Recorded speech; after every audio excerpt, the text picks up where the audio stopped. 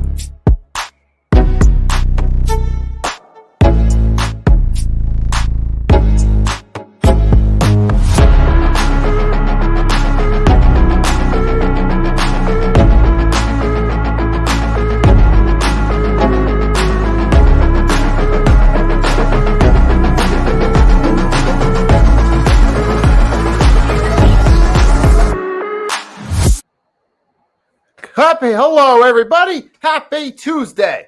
So the Philadelphia Eagles are still the only undefeated team in the National Football League. So welcome to the Nicky Stees Eagles Weekly Recap. And if you're new to the Hardcore Sports Network, please do a favor, drop a like on this video and subscribe to the Hardcore Sports Network. Please do the same over on the Nicky Stees channel, as this is being also broadcast there. So, how about them Cowboys? We were hearing it from Cowboys fans all week about the Eagles are overrated. They're not really this. They're not really that. Blah, blah, blah, blah, blah.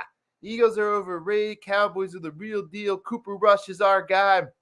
Yada, yada, yada, yada.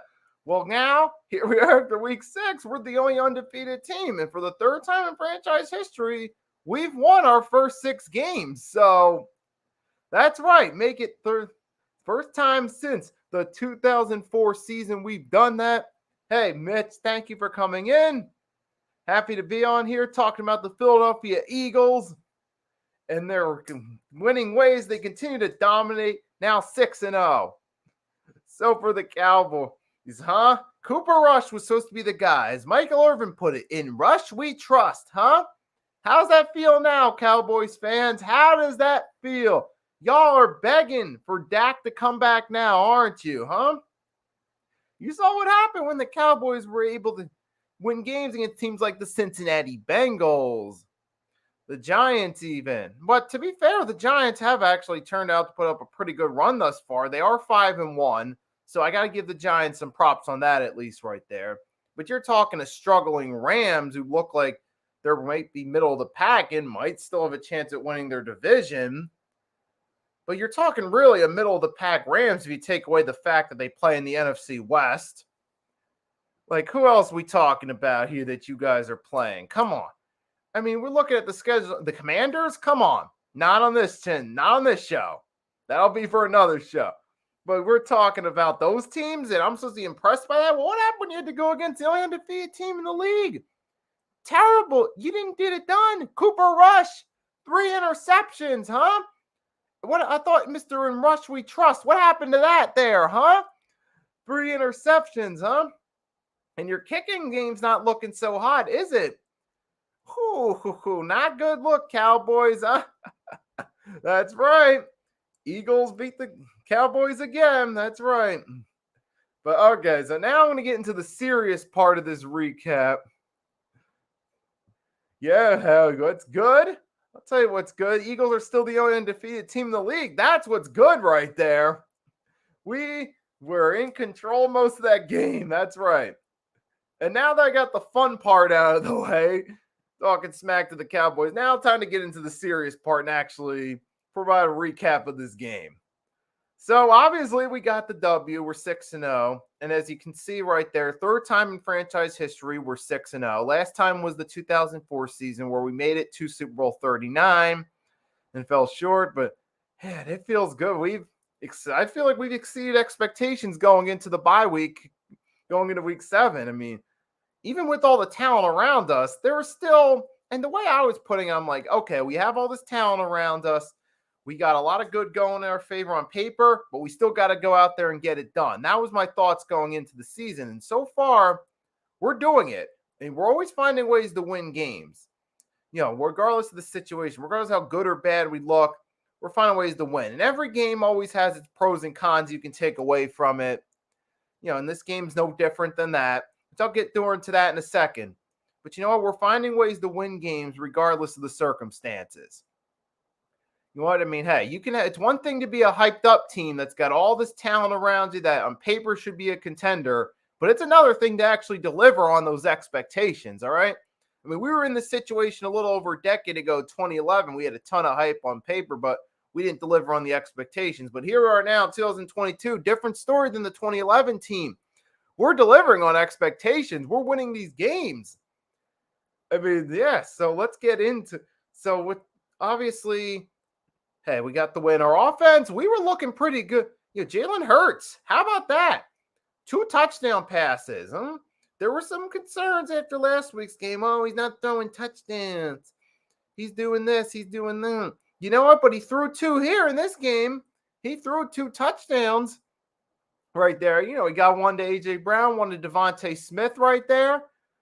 So, hey, ain't nobody going to talk bad about him after that right there. Miles Sanders, 18 carries, 71 yards, and a solid performance right there. But you know what, hey, and I got to give, you had Jack Stoll. He had that one reception. He came up with that crucial 3rd down early in the game. The one reception for 21 yards. That counts for something right there. And hey, how about the Eagles? They were going for it there early. We got that 1 4th down conversion early in the game from A.J. Brown. And then, obviously we followed that up. I mean, we did get the Cowboys to jump into the neutral zone, cause a neutral zone fraction, give us automatic 1st down. We capped that drive off with a touchdown there. Okay, we score first. And we were in cruise control that 2nd quarter. I mean, our offense was on fire. We were on fire. 20 points. That's right. We were up 20-3 at halftime.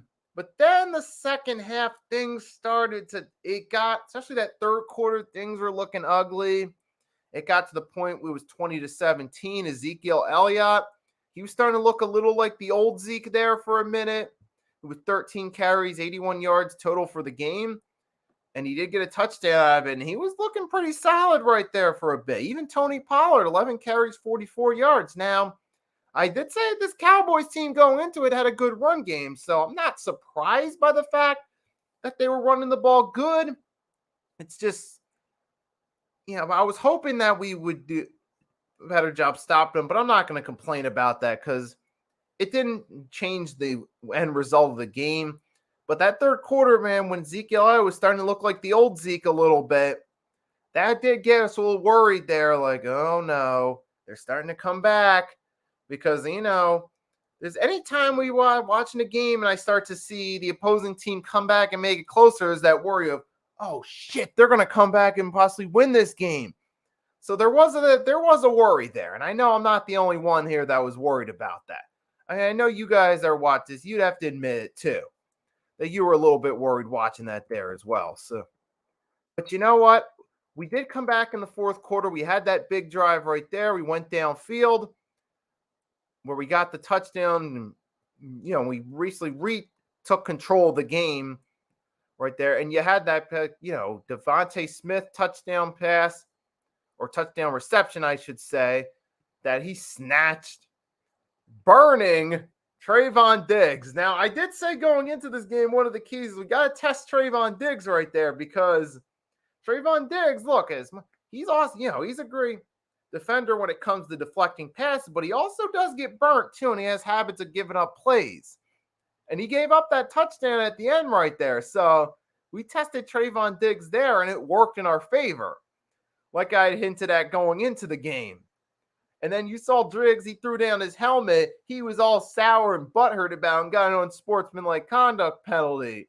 Didn't exactly do the Cowboys any favors there, did he? Neither did that missed field goal at the end of the game when that 51-yarder missed right there by Brett Maher. Didn't do him any favors there either. Yeah, Cowboys haven't had too much consistency at kicking since they cut ties with Dan Bailey, now have they? And speaking of kicking, shout out to Jake Elliott. He came back, first game back, made both his field goals and both his extra points, and he had a 51-yarder. Now he's tied David Akers for most 50-plus yard field goals by an Eagles kicker. And you know Elliott's breaking that record. It's not a matter of if, but when. So David Akers, you know he's going to be ready to crown Jake Elliott the new king of 50-plus yarders for Eagles franchise history. It's not a matter of if, but when, and we know it's coming soon. Definitely before the end of the season. If it's not against the Steelers, might be after that, might be 2 games from now, but it's going to be coming soon. So we're still on that. Give credit to Jake Elliott right there. But Britton Covey, yeah, I'm still not sold on him. But hey, you want to give credit to the defense, too, for the interceptions. So C.J. Gardner-Johnson, 2 INTs in this game. You see, once again, this is just making Howie Roseman look good all of a sudden. This year, everything the Eagles are doing, it's making Howie Roseman look good. This C.J. Gardner-Johnson trade where we pulled off at the last minute before the 53-man rosters were official, that was an awesome pickup. I was happy about it at the time, and now I'm completely validated in saying that yes, indeed, that was an awesome pickup right there. We fleeced the Saints on that one. And we know C.J. Gardner-Johnson, he's still young, so he still got some mileage ahead of him. We still got those 2 picks. Now, he did have a hand injury, unfortunately. He did have to leave the game, but he came back. He got a pick late, so that hand injury didn't stop him. May have took him out of the game for a little bit, but it wasn't going to stop him. But speaking of injuries, I do have to acknowledge, unfortunately, the bad news is Lane Johnson did leave with a concussion. And we did have that period in the third quarter. We weren't moving at all offensively. And I saw it last week with the Cardinals game when once you had Kelsey and Dickerson left before they returned, the offense started to struggle a little bit. And Lane Johnson not being there may have been a factor too in us not scoring more points in the second half. It may have been a factor there too. So that's one thing that I was worried about right there. And I even said, I gave a hot take on the Sunday morning show on the Hardcore Sports Network that the Eagles' offensive line health will play a factor in the outcome of the game. And, well, it did play a factor because our O-line minus the Lane Johnson concussion, we did stay healthy for that right there. But I do feel like that the Lane Johnson concussion may have played a factor in us not scoring as many points in the second half. I do think it was a factor. Now, the good news, though, is we do have the bye week, so it gives Lane some time to recover from the concussion. And hopefully he'll be back for the Steelers game. If not, the game after that. But, hey, it is what it is, right? But, at this point, just prayers up for Lane Johnson on a recovery right there. So, yeah, obviously we'll have to hope that he recovers right there. But, obviously there's always going to be stuff from every game. The injuries are going to happen. It's just part of football. You can't avoid it. You don't want it to happen, but you just know it's going to be a thing, though. So, obviously, I already said what I was going to say there about Lane Johnson there. But outside of that, we stayed healthy through the game right there. In our O-line, we didn't have any other major anything serious happen on the O-line that was concerning outside of that as far as health goes. So that's a good thing right there. But hey, man, it's an awesome game right there. And to everyone that's in on this stream right now, if you haven't done so already, do me a favor, whether you've seen it on the Hardcore Sports Network or on the Nikki Stees channel, drop a like if you haven't done so. And do me a favor, subscribe to both right there. If you haven't seen my Nikki Stees channel yet, quickest way to get there is to search on YouTube. Type in Nikki Stees. It's the first channel that appears with the Eagles logo at the top, Sixers logo at the bottom. In the middle, Eagles and Sixers talk with Nikki Stees. Text in the middle. That's the profile of my channel right there. But it'll appear on the first result when you search my channel into the YouTube search. So easy to find if you haven't found it yet. But if you haven't done so, do me a favor. Just drop a like there and subscribe to that channel. But from this game, man, hey, I'm always happy that we beat the Cowboys no matter what, man. The Cowboys are our most hated rival. It's always been that way, and it always will be that way as long as the Philadelphia Eagles, as long as the Philadelphia Eagles and Dallas Cowboys are in the NFL, which they will be forever. It's always going to be a main rivalry no matter what. There's always going to be at least one primetime game between these two games every year, just because it's two big market cities like Philadelphia and Dallas. So there's always going to be that going behind it. And for the Eagles, we've always resented the Cowboys. Part of the reason why is because historically, not currently, but historically, the Cowboys are a much better team historically than the Eagles. Obviously, currently, different story. But all those years the Cowboys were winning during the Tom Landry era, and then eventually later on the Jimmy Johnson era, we resented that. And we couldn't win any ring. We won some battles, but we couldn't win the big games there. And the Cowboys were winning all these championships. So there is some part of that too, but there's a respect factor behind that too. But obviously, that's part of the reason there's always going to be that hate for the Cowboys. And we're always, because of that history, we're always going to love to upend the Cowboys like we did Sunday. We're just going to love to see that. And obviously, we don't play them again until Christmas Eve. By that point, I'm sure Dak will be back and be in the lineup right there. But man, I feel like, hey, we exposed Cooper Rush, though. We did. Because going into this game, again, they didn't have a lot of good competition going. They didn't have really strong competition. Their strongest foe going into this game were the Giants, let's face it. Because, hey, they're off to a 5-1 start. They're winning games. Lake's game collapses by the Packers, Ravens, or not. They're still finding ways to win games, and they have 5 wins. So that's something else we got to look forward to, are the Giants games right there. So, yeah, I got to put some respect on the Giants' names for their effort thus far through the season. But long story short, outside of that Giants game, who have the Cowboys really played that you look at as a threat right now? Potentially. Going in before all the teams they played going into this game. I can't even really say Tampa Bay Buccaneers at this point, week 1, because now they're struggling. They lost to the Steelers. But the point being is the Cowboys haven't really had didn't have a hard schedule going into it. And Cooper Rush, he didn't really have to step up and play big against the Bengals. Really, he didn't have to really play big against the Commanders or the Rams right there. He was, even the Giants even though they're the best team thus far out of those teams, Cooper Rush could just make the plays when he needed to. He didn't have to really force anything. He didn't have a lot of pressure on him, so it was easy for him to look good statistically in those games. But here against the Eagles on Sunday night, see, we have a top defense right here in this league right now. I mean, all around, you look at our defense, maybe minus stopping the run, we're a good defense. I mean, that's really our only weakness that I see is stopping the run. But other than that, we are a top defense. No mistake about it. Nobody's going to dispute that right there. Nobody, even the Eagles haters, will give credit where credit's due right there. The only valid critique you can give our defense, like I said, is the run. And Cooper Rush having to go against this defense, what did he do? He folded. He choked. He threw 3 picks. He was being forced to make plays, and it didn't work out. It didn't. And we got to him. We had those 3 picks, 2 from C.J. Gardner-Johnson, 1 from Big Play Slay, Darius Slay Jr. Hey, and you know what? He had to throw the ball against real secondary, and you saw what happened. He stunk up the joint. That's right.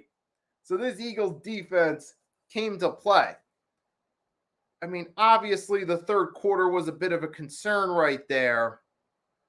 I mean, even though we're winning games right now, I just get a feeling this not scoring as much in the second half, one of these games, it's going to cost us a game sometime in the future.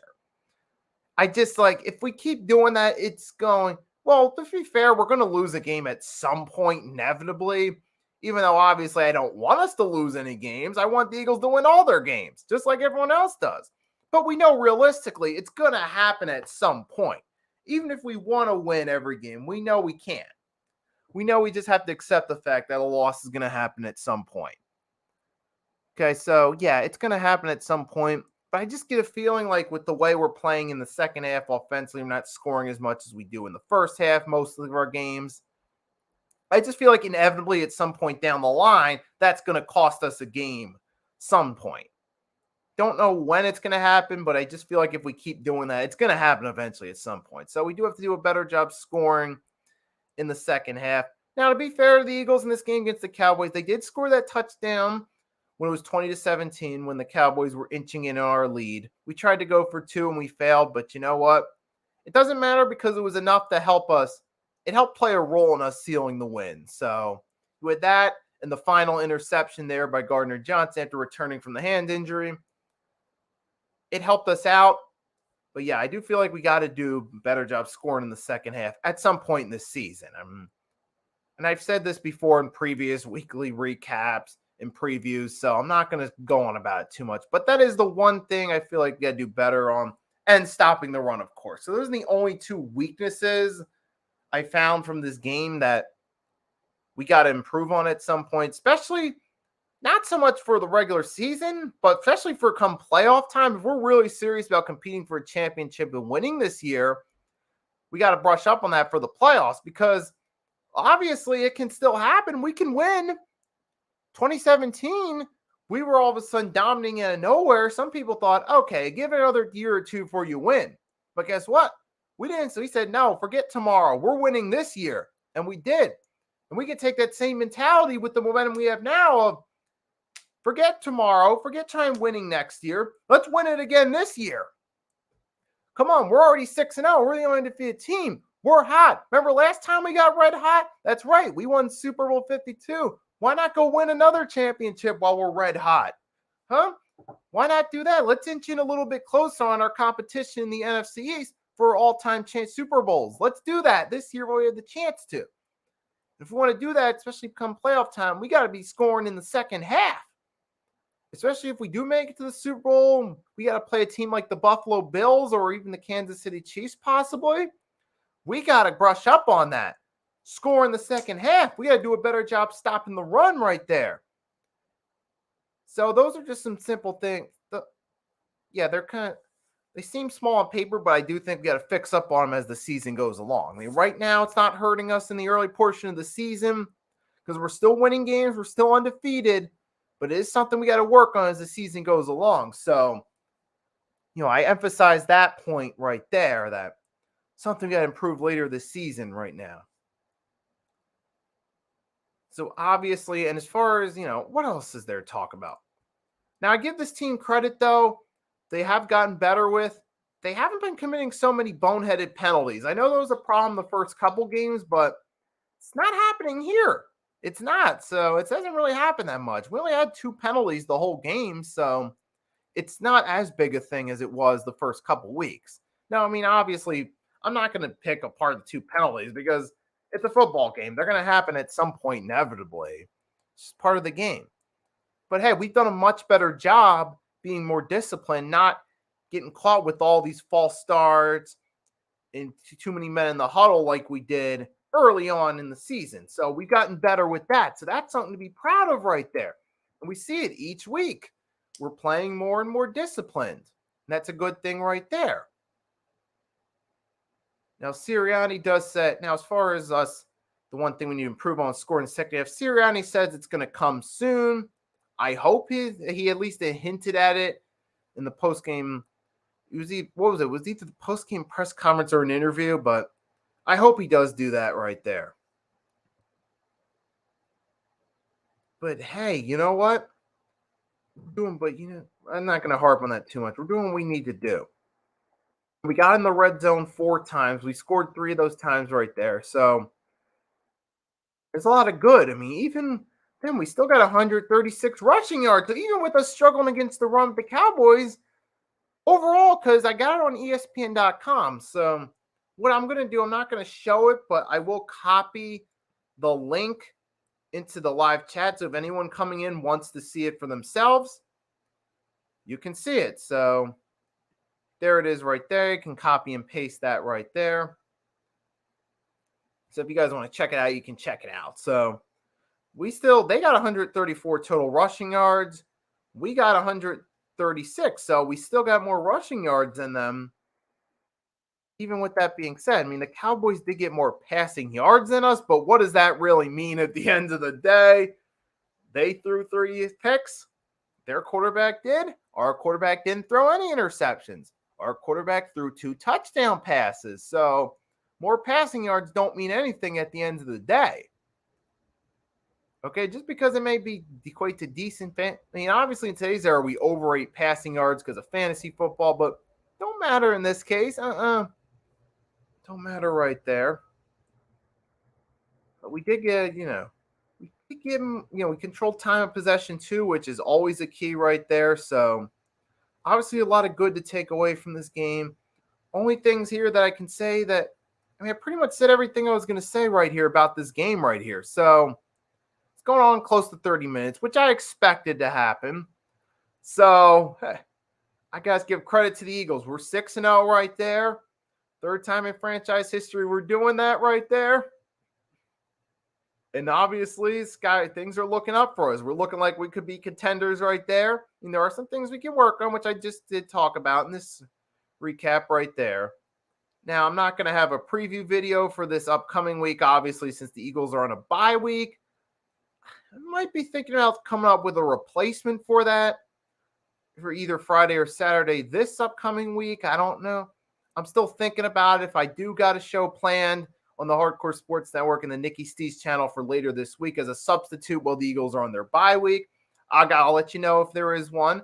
I'll post it on my Twitter right there, so you guys know about it if that is the case. But yes, as of right now, though, I don't have anything planned for an upcoming preview since the Eagles are on their bye week. But hey, you know what? Hey, obviously we need our bye week right there. Obviously, the players can get some rest. We can just stay away. Obviously, players stay away from the buffets a little bit right there. As Andy Reid said to the Eagles going into their bye week back in 2004. Stay away from the buffets. Stay in shape right there. I mean, do take a little bit of time to rest since it is the bye week.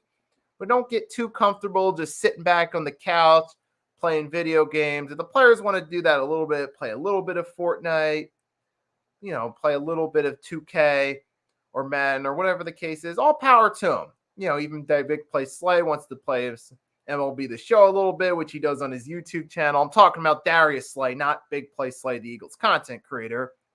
No disrespect to him, but I'm talking about Darius Slay Jr. here, because he does some YouTube gaming videos. If those guys want to do a little bit this week, all power to him, but mainly to the Eagles players, stay in football shape. You know what I'm saying? Don't start eating a bunch of unhealthy foods just because it's your bye week. Get a little bit of rest, but also make sure you do enough to stay in football shape on your bye week. So that way you can come back next week fresh, ready to practice, ready to prepare for the Steelers. So I'm going to really say right there, fly, Eagles, fly. And one last thing. If any Philadelphia 76ers fans are in on this, at 7:30 tonight, again on the Nikki Stees channel and the Hardcore Sports Network, I'll be doing a play-by-play of the Sixers season opener against the Boston Celtics at the TD Garden.